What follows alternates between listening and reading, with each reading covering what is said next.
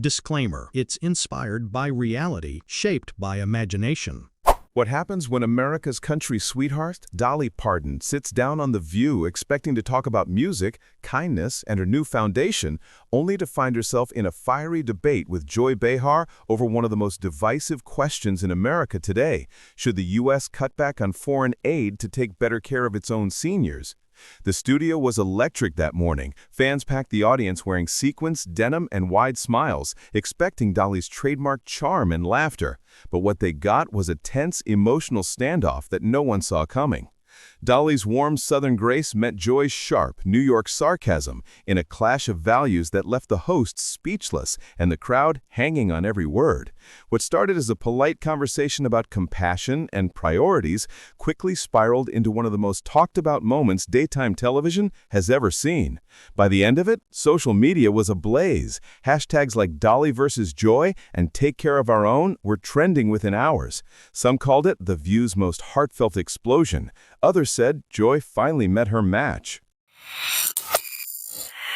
The studio light glimmered off the glass table as Dolly Parton made her grand entrance, her rhinestone jacket catching the light like 1,000 little stars. The audience erupted in applause. Some even stood, waving handmade signs that read, "We love you, Dolly," and "Queen of Country Forever." She smiled, waved, and blew a kiss before taking her seat beside Whoopi Goldberg, Joy Behar, Sunny Hostin, and Sarah Haynes. "Dolly, honey, it's so good to have you back," Whoopi said warmly. "You're like a breath of Tennessee sunshine every time you come on this show." "Well, bless your heart, Whoopi," Dolly replied with a laugh that seemed to light up the whole stage. The audience roared with laughter, already in the palm of her hand. Sarah started things off gently, asking about Dolly's latest project, an initiative to fund music programs for senior centers across America. Dolly's face lit up as she explained, her voice soft yet sure. "I've always believed you can tell the strength of a country by how it treats its elders. They're the roots of our family tree, and you don't just ignore the roots when you're trying to grow something beautiful." The audience applauded. Some even shouted "Amen" from the back rows. Joy Behar, who had been quiet until now, leaned forward slightly. "That's a nice sentiment, Dolly," she said, her tone polite but edged. "But speaking of taking care of our own, there's a lot of debate right now about where America's money should really be going. I mean, we're sending billions overseas while seniors here can't afford their medicine or rent. Do you think we should pull back on foreign aid and put that money into helping our elderly?" Dolly tilted her head, thoughtful but calm. "Well, Joy, I reckon it's not about pulling back kindness. It's about spreading it smart. We can care for our own and still help others. I don't think compassion should come with borders." Joy smiled, but it wasn't a warm one. "That sounds lovely in theory," she said, "but the country's running out of money for lovely theories. We have to make choices. You can't be Santa Claus to the whole world." Whoopi's eyebrows shot up slightly. The tone had shifted. Dolly chuckled lightly, though there was a flicker of steel in her blue eyes. "Well, honey, I've been called a lot of things in my life, but Santa Claus ain't one of them. I just think if you've got two hands, one to lift yourself and one to lift someone else, you ought to use both." The crowd clapped, a few people whistled, and even Sarah nodded approvingly. But Joy wasn't done. "So what you're saying," Joy pressed, "is that America should keep giving billions in foreign aid while our own seniors live on canned soup and Social Security checks that barely cover groceries? That doesn't sound compassionate, it sounds careless." Dolly's smile didn't fade, but her tone grew firmer. "Well, Joy, I grew up dirt poor in the Smoky Mountains. I know what it's like to go without. I also know that when my family didn't have much, we still shared what we had, because someone out there was always hurting worse than we were." The audience broke into applause again, longer this time. Even Whoopi smiled, murmuring, "That's Dolly wisdom right there." Joy folded her arms, clearly unimpressed. "That's a sweet story," she said dryly, "but running a country isn't the same as running a church bake sale. Sometimes being compassionate means saying no." A few gasps rippled through the audience. Dolly's expression softened, but her eyes held steady on Joy. "Well, Joy, I believe compassion's the one thing you don't ration. When you start picking and choosing who deserves your care, You stop being kind. You start being political. Sonny leaned in, trying to ease the rising tension. I think what Dolly is saying is that we don't have to turn our back on the world to take care of our people. Exactly, sugar, Dolly said with a grateful smile. There's enough love and enough money if we spend both wisely. But Joy wasn't ready to let go. And who decides what's wise, Dolly? Politicians, celebrities, people who've never had to choose between paying the heating bill or buying medication? Dolly blinked slowly, her smile thinning just a bit. The air in the studio grew heavy. Now, I don't know about politicians, but I do know about hard choices. I've made plenty. And if caring for others makes me foolish in your book, well, I'll just have to live with that. The crowd applauded again, this time louder, firmer, as if taking her side. Whoopi stepped in quickly, sensing the growing edge. Okay, ladies, she said with a nervous laugh, we're just getting started. Let's take a deep breath and keep the love in the room, all right? The audience chuckled, but the tension remained. Joy leaned back in her chair, crossing her legs with a faint smirk. Dolly straightened her jacket, her composure unshaken, but her tone turning resolute. The spark had been lit, and everyone in that studio knew it was only going to burn hotter from here. The next segment began with the audience still buzzing from the tension that hung in the air. You could feel it, the mix of admiration for Dolly's composure and curiosity over whether Joy would double down. Whoopi, trying to ease back into neutral territory, turned toward the camera with that practiced calm that only comes from years of on-air experience.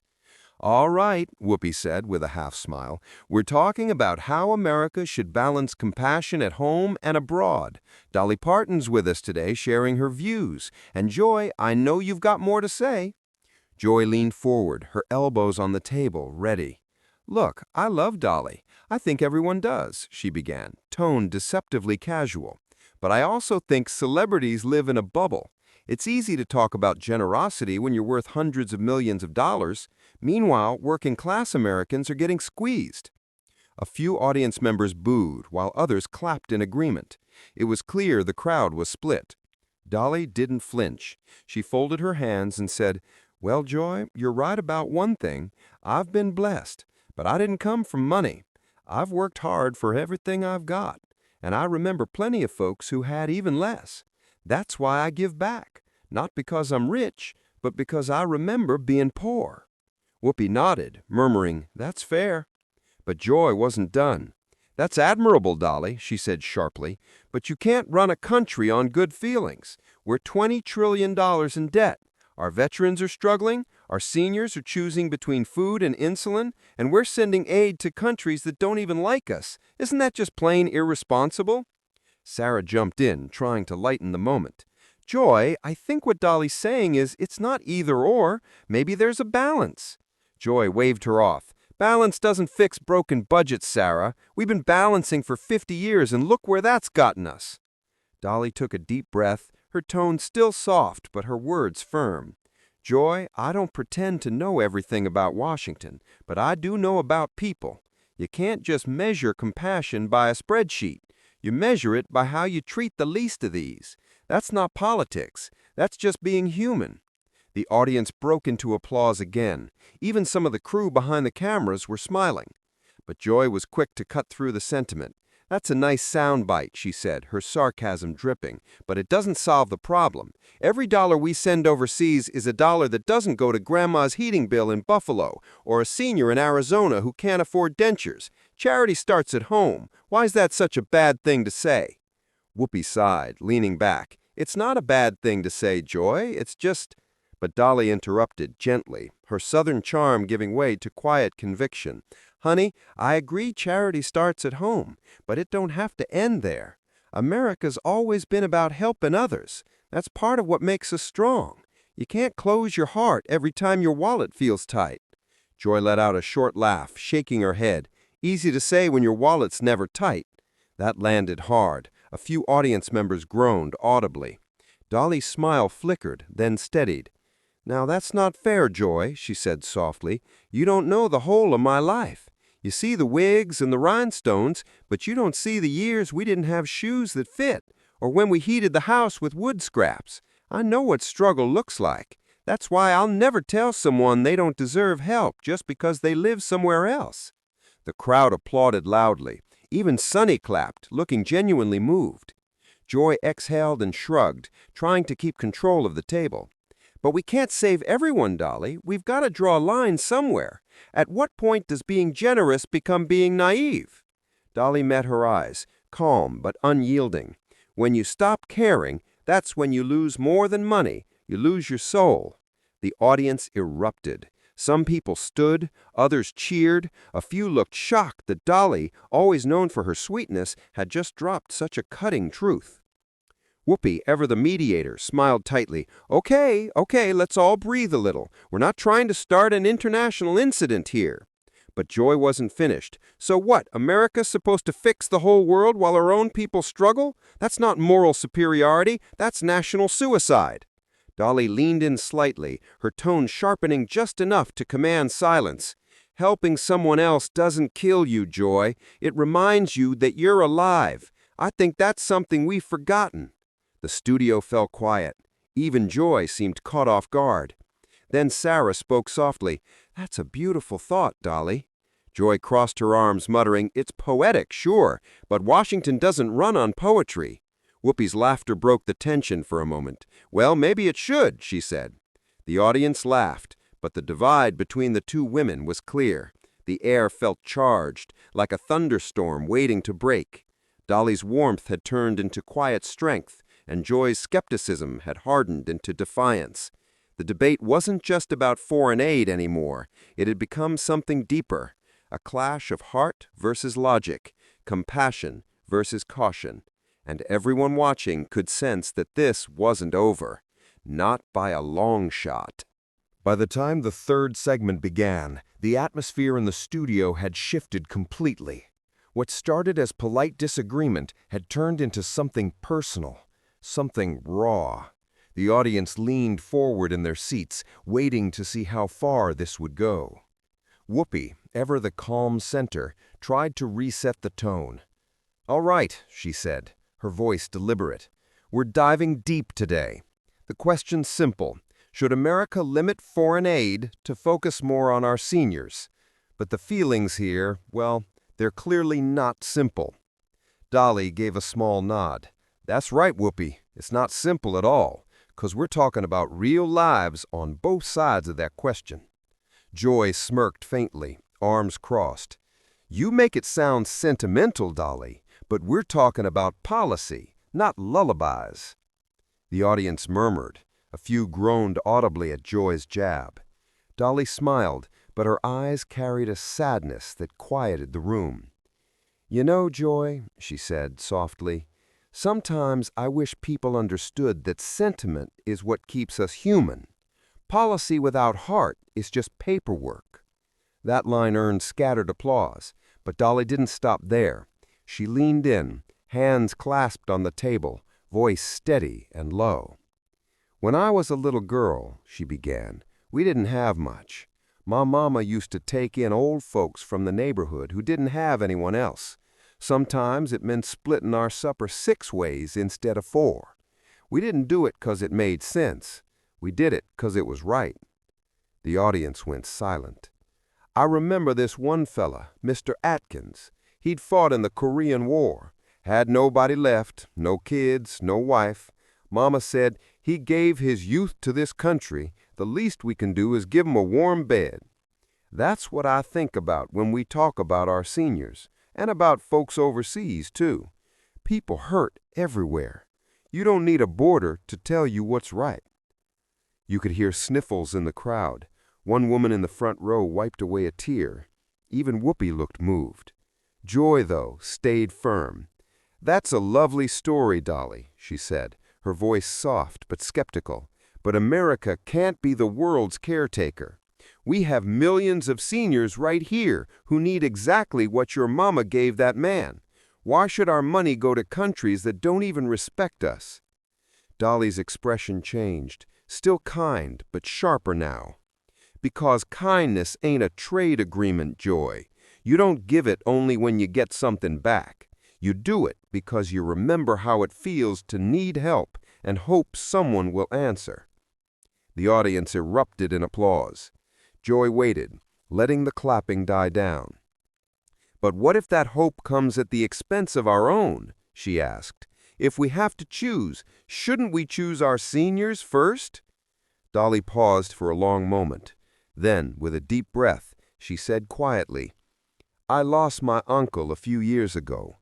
He was 91, worked every day of his life until his knees gave out, never took charity, never asked for a thing.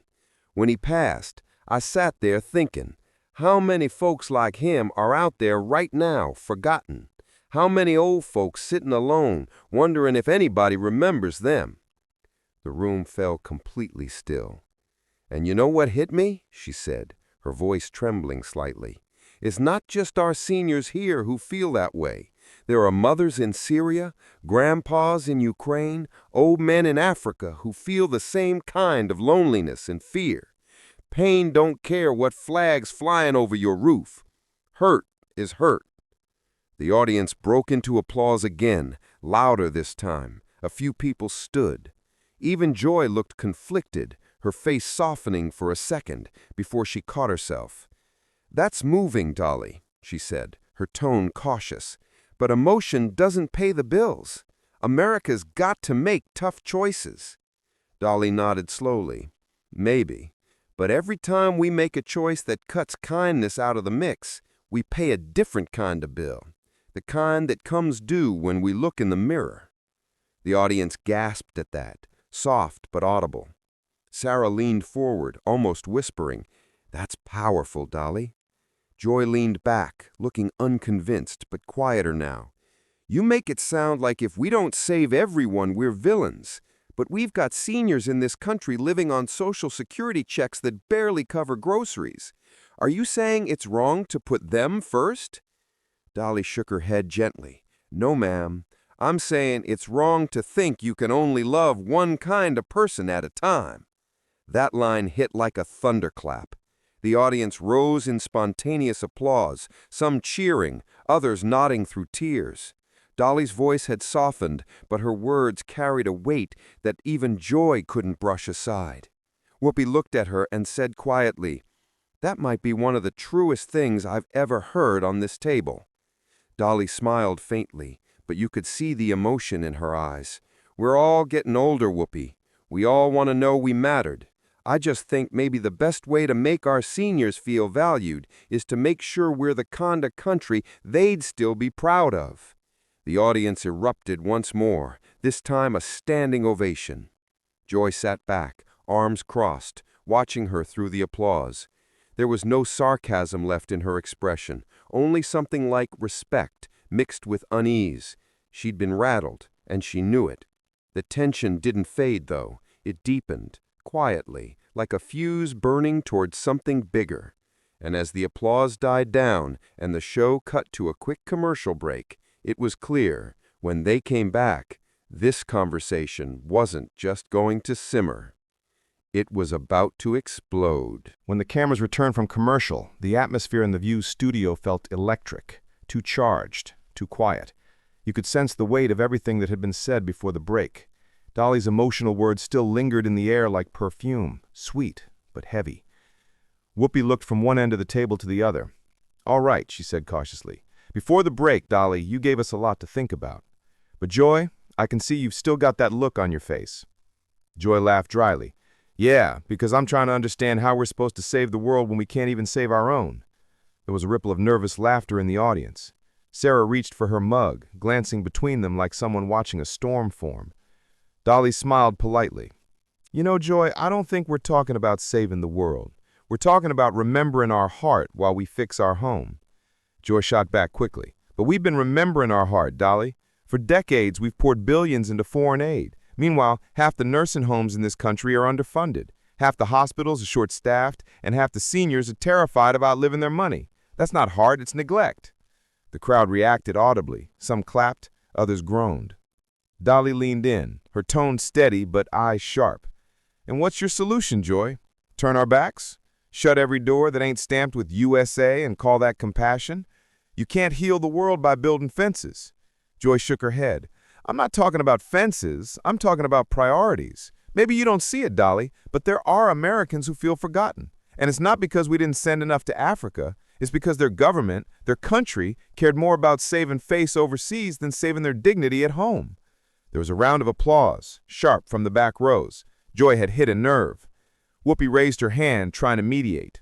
Okay, let's keep it civil. This is the View, not the cage match. But Dolly's tone had changed. She wasn't angry, but she wasn't backing down either. Joy, I get it. I really do. But you talk about dignity like it's something you can ration. You can. When you start choosing who deserves help and who doesn't, that's when you lose your humanity. Joy scoffed. And you give to everyone, you end up broke. Look around. Our roads are crumbling, Social Security's running out, and we got veterans living in tents. At what point do you say enough? Dolly's smile faded, but there was fire behind her eyes now. Joy, you think kindness belongs to the rich? That only people with money can care? Honey, you couldn't be more wrong. Poor folks built this country on kindness. It's the one thing we could afford when we didn't have nothing else. The crowd broke into cheers, loud, emotional. Even Whoopi looked impressed. But Joy leaned in, refusing to yield. So you'd rather send billions to other countries while our seniors eat canned soup in the dark? That's your big-hearted solution? And that finally was too much. Dolly's hand came down on the table with a soft thud. Not loud, but final. The kind of sound that silenced a room. Her voice lowered, trembling not from anger but conviction. No, Joy. My solution is to remember that this country became great because we cared beyond our borders, because we didn't close our hearts when times got hard. My daddy fought in the war, and he used to say, we helped others because that's what good people do.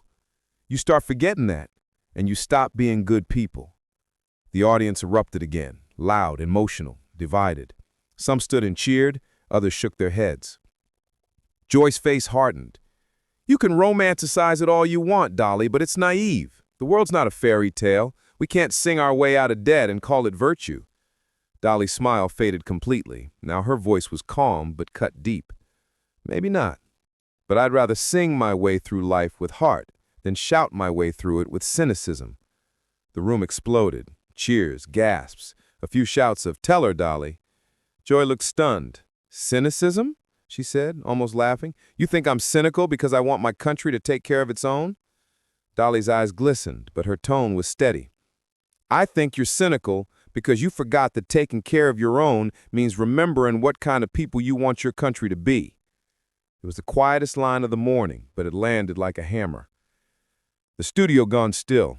Whoopi's eyes widened. Sarah looked down at the table. Sunny-mouthed, wow. Dolly took a breath, straightened her back, and smiled softly. You don't have to agree with me, Joy.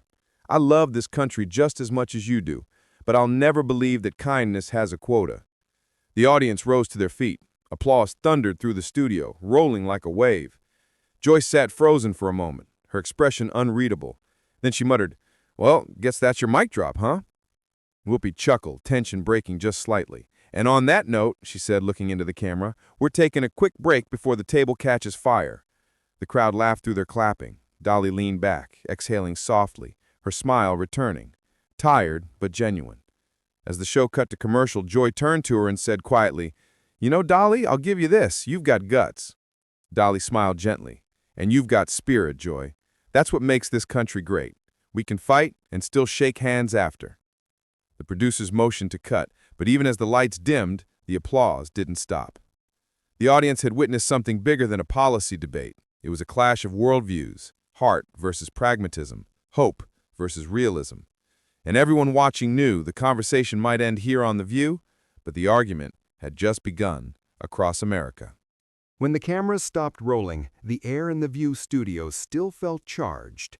It wasn't just another debate. Something about what had just happened between Dolly Parton and Joy Behar had hit people right in the gut. Dolly sat quietly at the table, her hands folded, that signature grace still intact. Joy leaned back in her chair, staring into the audience with an expression that was somewhere between defiance and reflection. The tension had cooled, but the emotions were still raw.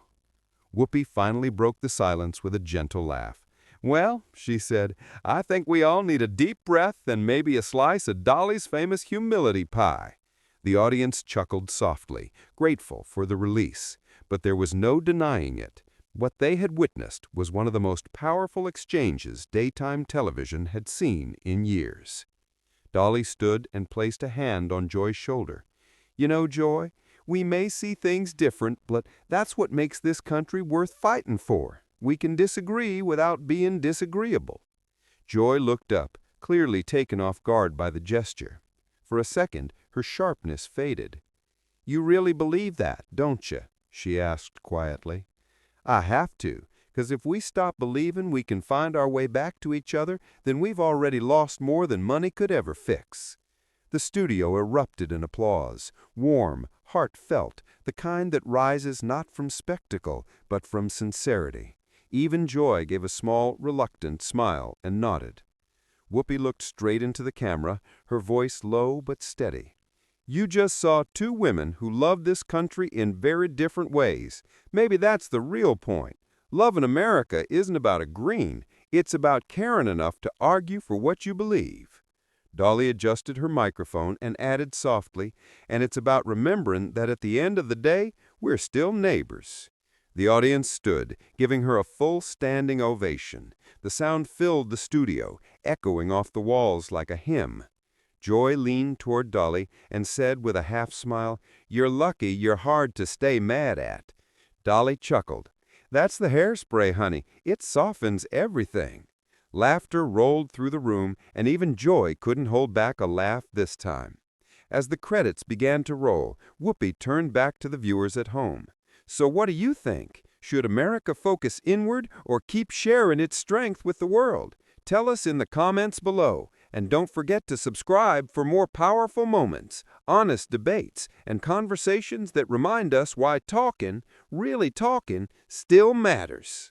The camera lingered one last time on Dolly, waving to the crowd as she said, "God bless the seniors, and God bless the givers." The applause swelled again, and with that, the screen faded to black, leaving millions of viewers debating, reflecting, and maybe even softening their own hearts just a little. If you like this powerful moment, make sure to subscribe for more celebrity clashes, emotional showdowns, and unforgettable TV moments. Drop a comment below. Should America limit foreign aid to take better care of its seniors, or can we do both?